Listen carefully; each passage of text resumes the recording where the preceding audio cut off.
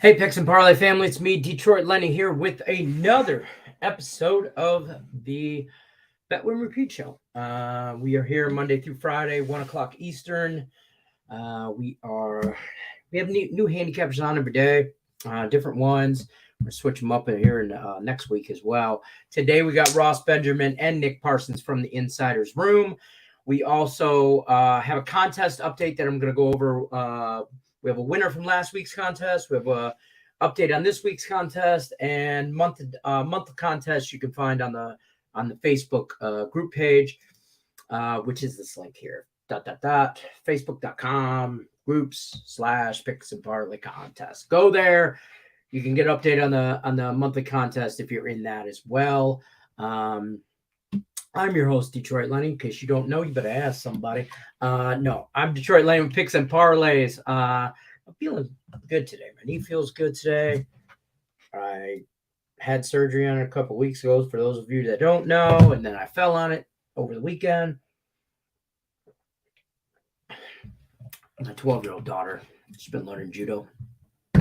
She pushed me down. I'm blaming her. But if you missed the parlay party, that's out. I know I haven't done it in a couple days since like a midweek last week, but hockey's been a little goofy. It's the end of that season. NBA is going, the play-in starts today. Play-in to playoff.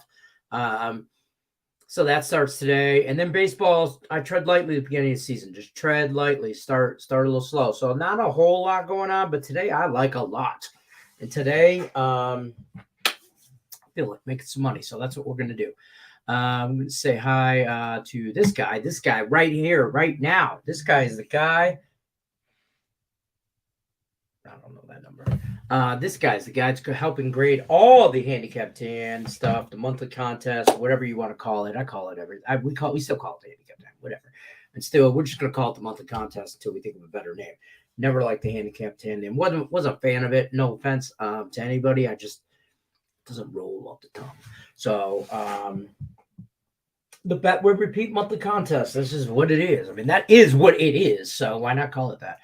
I'm on both of your parlays for hashtag ride or die.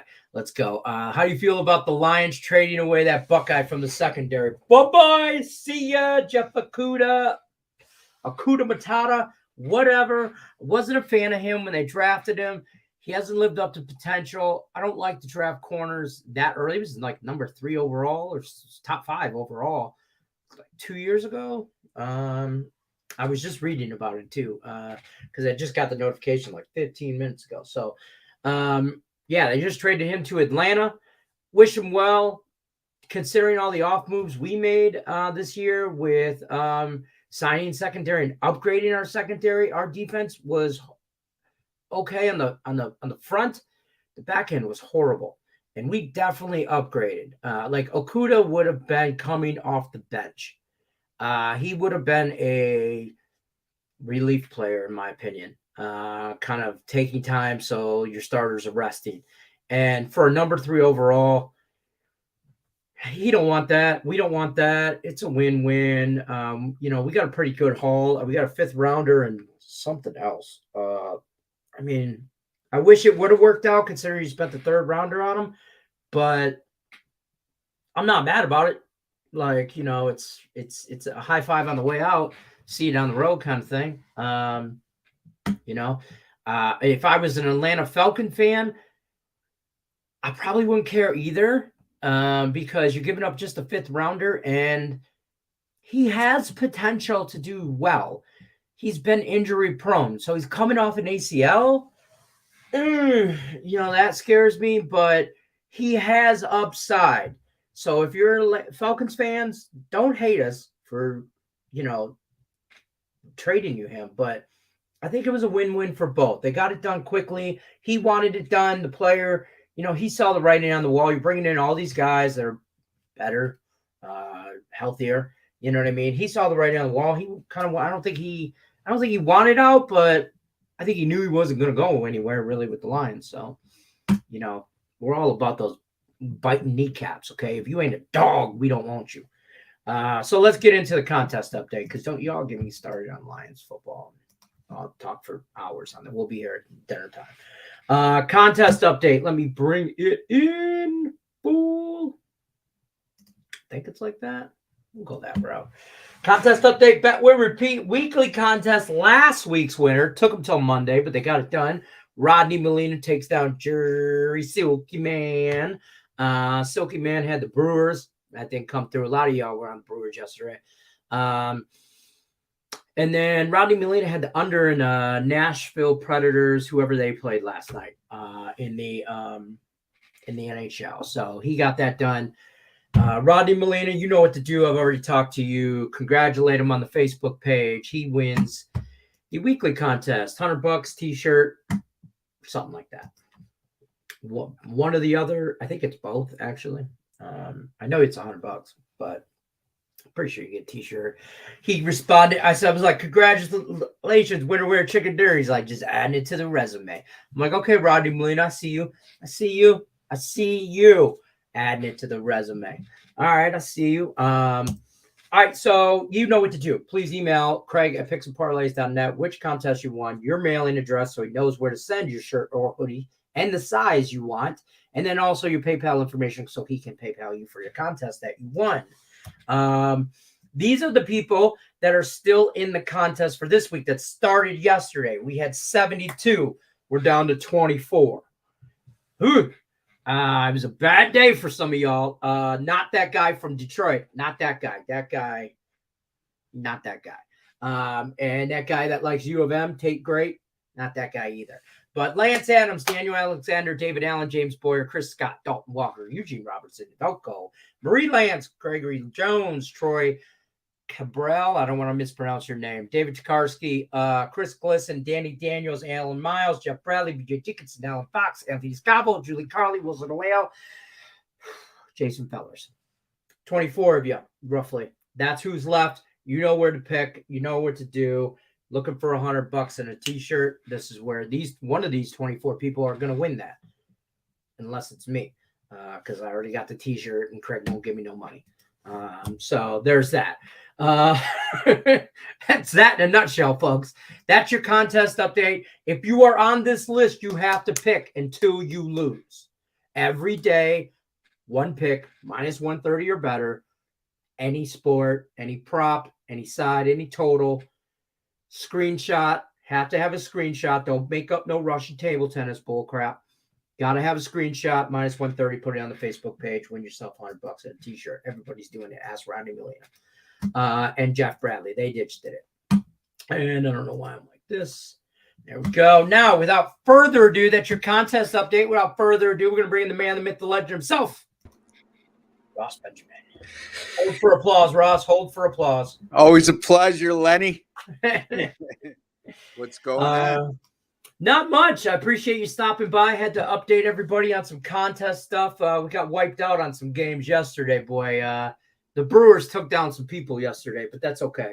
Yeah. We got some other stuff going on. We run these weekly, monthly contests. The weekly contest is one pick every day until you lose.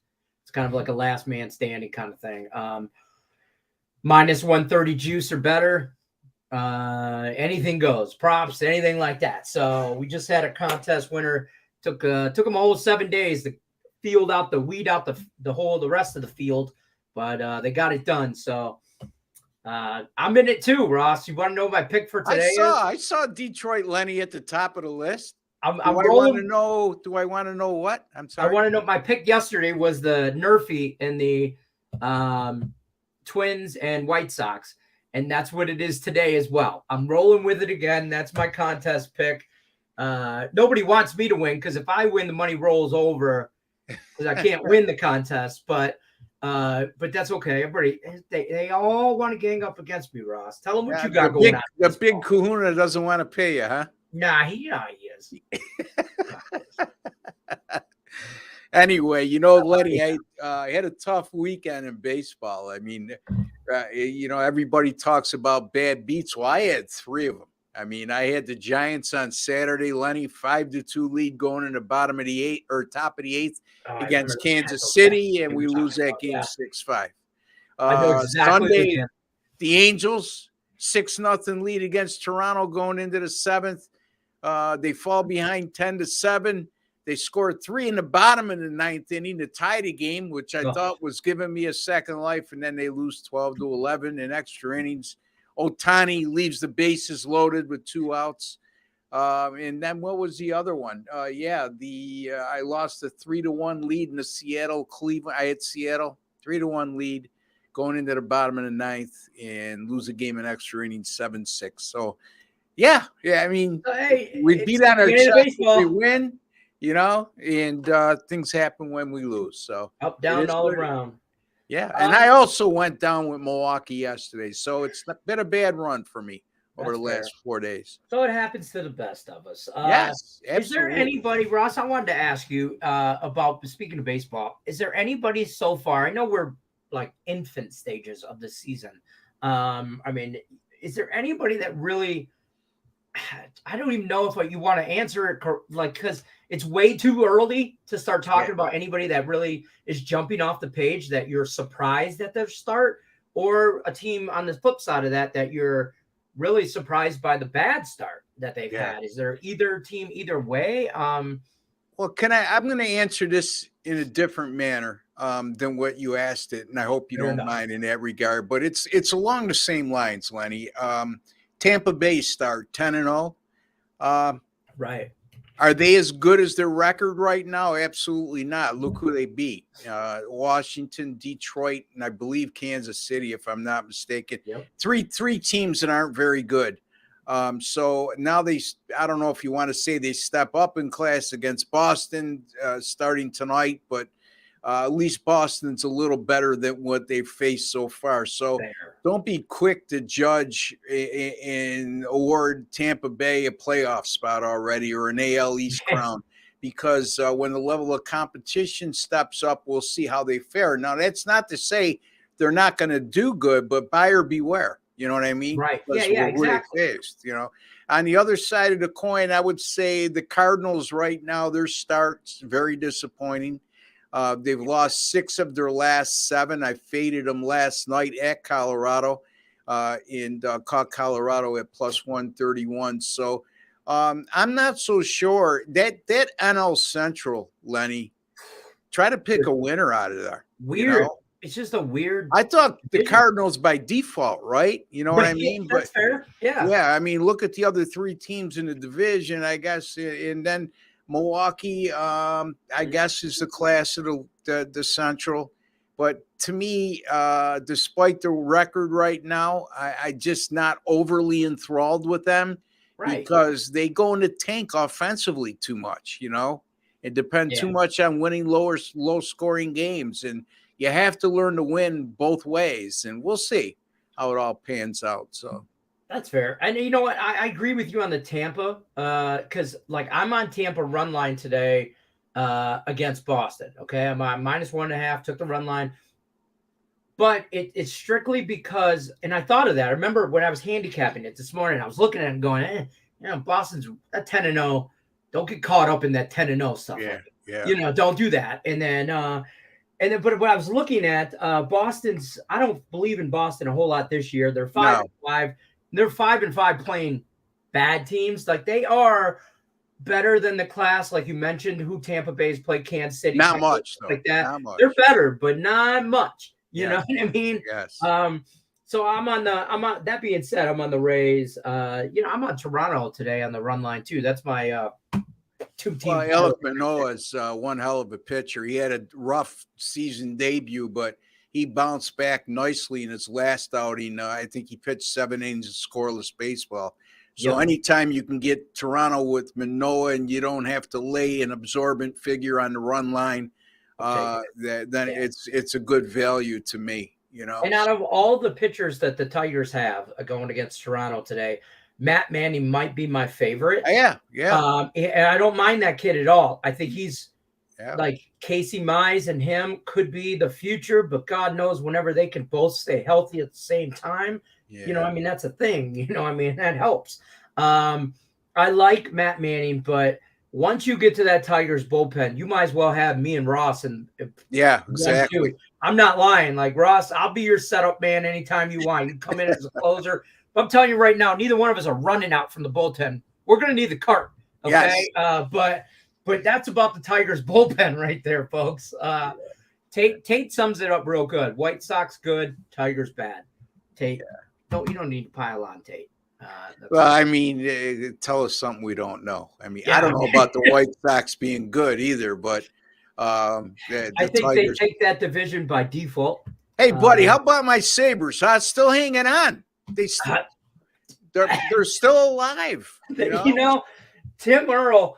I was talking with him yesterday, and he sends out this chart thing, and it's like percentage chart of teams that could still make the play, and the Buffalo Sabres have like a 3.4 chance, and he's like, "So you're telling me there's a chance?" And I'm like, "Yes, Tim, there's a chance. There's a chance. Let's simplify things at this point.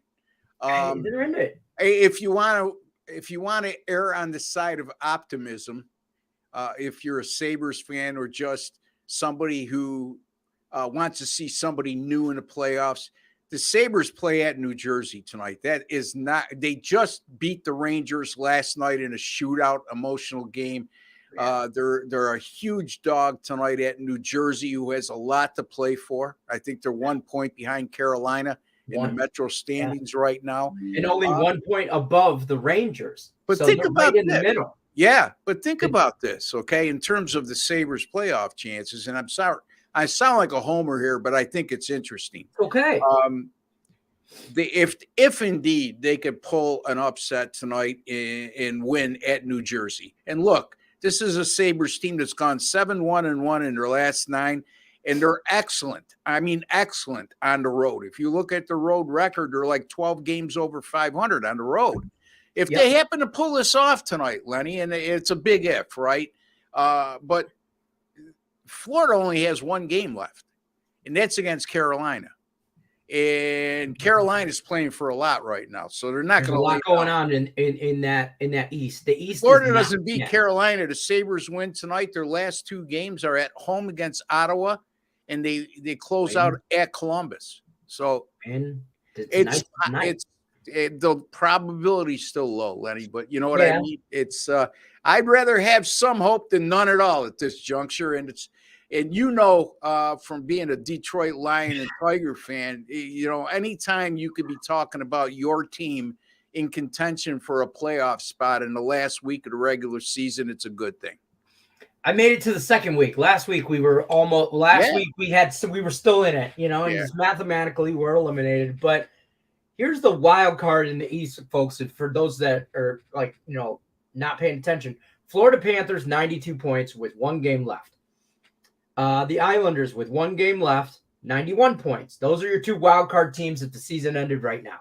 Right behind them are the Pittsburgh Penguins with 2 games left, and they're at 90 points. And the Sabres have 87 points, but they have 3 games left. You get 2 points for every win in regulation. So you need, there's some movement right there. Yeah, the thing about Pittsburgh though, Lenny, is they have 2 really easy games to finalize the season against Chicago at home tonight, and then I believe at Columbus or they host Columbus. So I think if the Sabres are going to catch anybody, it would have to be the Islanders in Florida. I just can't see Pittsburgh losing in a must-win situations against those Florida teams. But you know what? We've seen stranger things happen. Exactly. And not to mention the Islanders, they're a big favorite against the Canadians tomorrow, but I wouldn't sleep on the Canadians. Well, look what happened last night. Upset. They're spoilers. They could play spoilers. They would have no problem. The Islanders were $1.60 favorite on the road at Washington last night, and they got trounced. They fell behind 3-0. They lose the game 5-2.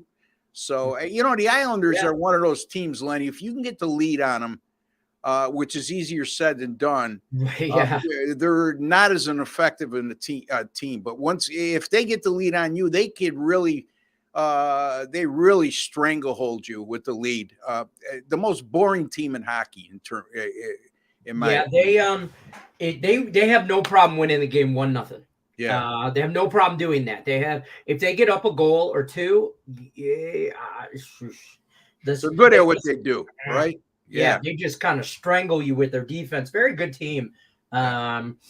that being said, let's bring in Nick Parsons and ramble with us a little bit. Nick Parsons, how we doing, my friend? Not bad, not bad. How are you guys doing? Hey, Nick. We're just we're saying prayers. Hey. Said a few Hail Marys for the Buffalo Sabres. We're talking a little NHL, so it's good you get in. We're just the shake up in the Eastern Conference. How close the wild card race is, and what's your opinion on that? We were just talking about that. Kind of where you at, like wild card race in the East. I'm just coming in here, and so I didn't catch any of you guys' beginning discussion there, but I've listened to Ross before in the past and talking about the NBA at this time of year, and just that it's really difficult, especially with the players and motivation, this and that. And so that's kind of the approach I'm taking here with the final few days in the NHL as well. I just kind of feel it's really tight, but I do sort of like one play tonight that I could give out here if you want there, Lenny. Have at it. So I kind of like the Kraken here tonight. I don't know if you guys have talked about this one. This is obviously one of the games. I don't know who Ross was like in there, but I think that they offer kind of good value here. The Knights, they've only won once in regulation over their last 6 games. The Kraken have won 4 straight. The Knights have several key injuries with players out right now, including their top scorer. So I think that this is a game. Seattle's still in a race as well. Where the Kraken, they're only 2 points ahead of the Oilers. The Knights. But they're just sort of stumbling to the finish line here, and looks like Seattle has the momentum. So I think that there's some value there at plus 115 or so that I saw earlier. I sprinkled on that draw. That's like plus 135 now, Nick. Wow. Okay. Well, there you go. Yeah. I sprinkled on the draw at like plus 330, 40, something like that last night because of the Knights just playing so many overtime games. Like it's like they don't want to win, but I know that's crazy to say, and that's not the case, but they just can't get the job done in 60 minutes, and they need 62. And that's fine. They're still winning, but momentum, injuries, key at this time of year for everybody, obviously, in all playoffs. Yeah. I got a question for you guys because I asked the guys on my show that's earlier today, and I respect both your opinions. So I'm real curious because Nick, you just mentioned that how frustrated I am with the NBA and how they've handled transparency with players. The NBA has no problem taking 1% of the revenue share now from all the sports books. Okay. But they do have a problem with Aaron on the side of transparency. And when I say that, I'm not implying that there's cheating going on, which you would have to, other than what happened with that referee a couple years ago, Tim McConaughey. NBA players make millions of dollars a year are not going to cheat. Okay. But having said that, how many times have we seen a line move 2.5, 3 points in the last hour because somebody that we didn't expect was held out?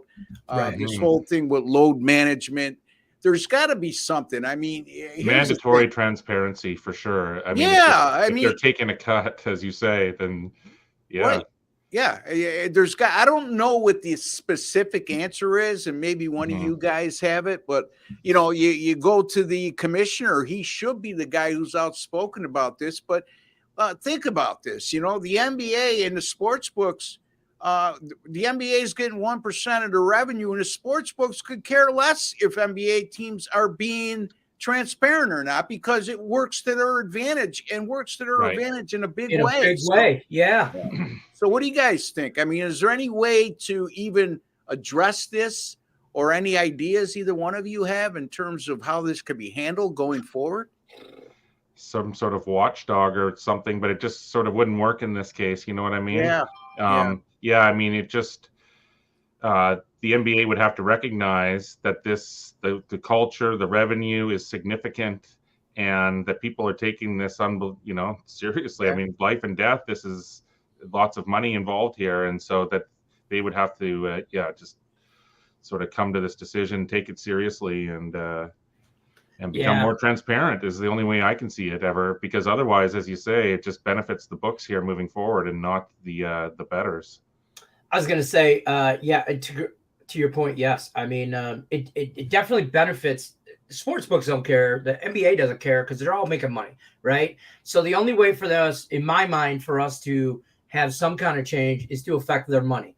And in that being said, you got to stop going to these games, or we got to stop betting on them. And we're not going to do either one of those. Yeah. Nobody's going to stop going to games. And no, they're putting in books in NFL stadiums. Yeah, now, exactly. So they're not gonna stop doing that. So until some kind of I'd love some kind of transparency, like a maybe.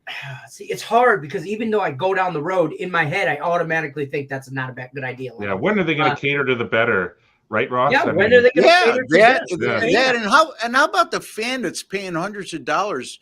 What if you're a Boston Celtics fan and you're living in Miami and the only chance to see your team is twice a year in Miami, and they decide 2 hours before game time after you just paid a scalper outside $300 to get a good seat, that just before game time they're sitting and really, Jaylen Brown or Jason Tatum, you know what I mean? Right. Yeah, and it's become more of an issue over the last 5 years with the players of nowadays. Yeah. I mean, it just seemed, back 20 years ago, this just was not such an issue with players being injured all the time and taking days off and all the load management stuff. I mean, the only way to maybe if they do some kind of like, I don't want to say mandatory, like 82 games, you got to play certain percentage of those games. Unless I take it back to elementary school, unless you have a doctor's note. But then you think about it, what sports medicine guy for the team is not going to say, yeah, you can't play, or if you don't want to play, and then you start getting other people involved and writing fake doctor's notes. I don't know. It just high school all over. Lenny, our buddy Craig Trapp had the most interesting response to that was that he said, well, look at during the regular season, okay? Because the playoffs, the bottom line, if a guy sits out in the playoffs, you gotta give him the benefit of the doubt. He's legitimately hurt. Yeah, right. Okay. So but during the regular season, if you want to sit a guy out for load management, then he's got to sit out a mandatory 2 or 3 games. Yeah, you can't sit out on night. You have to sit out 2-3 days. Right. So, and where's the fine line drawn, though? Is the guy really injured or not? Is the guy really sick or isn't he? Yeah, I mean, exactly. It's all strategy. There's so many checks and balances, Nick, Yeah, no, it is. It's and who's the enforcer that says, okay, if you're really sick, you got to sit out Monday and Tuesday? That was the best response I've heard, though, right, Lenny? I mean, that response is about as good as you can get. Yeah. Oh, yeah. 100%. Think about it. What other way can you control? What other way? Yeah. And then it's like, it's kind of, what I tell my kids is like, well, you're sick and you can't stay home you have to stay home from school. Well, then no, you can't go outside and play basketball when your friends get home because you're sick. Remember? And you had to stay home from school. So if you're sick, you got to stay inside. You got to rest. You got to get ready because you can't miss school tomorrow. So I treat it like that. If you're going to, do that, then, I don't hate that idea. Of like, if you're going to sit out, you got to sit out 72 hours or 48. You got to miss. And then maybe teams can still manipulate that, but not in they do it so blatantly. Like they know the fans and everybody doesn't like it. And they just do it. It's a business. Creative about it. Look, in their defense, it's a business to them. And as long as they're not doing anything illegal, they're going to expose every loophole they can. Right. You know what I mean? So I don't know what the answer is. I think that Craig Sean is on the right path to his idea, but again, sounds good in theory. Try to enforce it is not. The only thing I think, guys, is the TV networks that are shelling out all this money for contracts, and especially the national networks, TNT and ABC. They may be instrumental in correcting this in some way, shape, or form because they have no vested interest when it comes to sports betting. They want the best product on the floor because they're paying billions of dollars for these TV contracts. But again, I just think that we're not smart enough to come up with an idea, and I hope somebody who is. And we're pretty sharp guys, but come up with an idea. I'm all ears. That's fair. I'm open to suggestions. That's what I tell everybody. I don't care if it's work related, my kids, listen, if you don't like the idea that I have, I'm open for suggestions. Right. It's not my way or the highway. It's we're all going the same way. Yeah. Have the most pleasant trip possible. Yeah. So let's start wrapping it up though. Ross, what do you got going on over at Picks and Parlays? I'm going to bring you in full screen. Plug your stuff, my friend. Tell them where to find you, all that good stuff.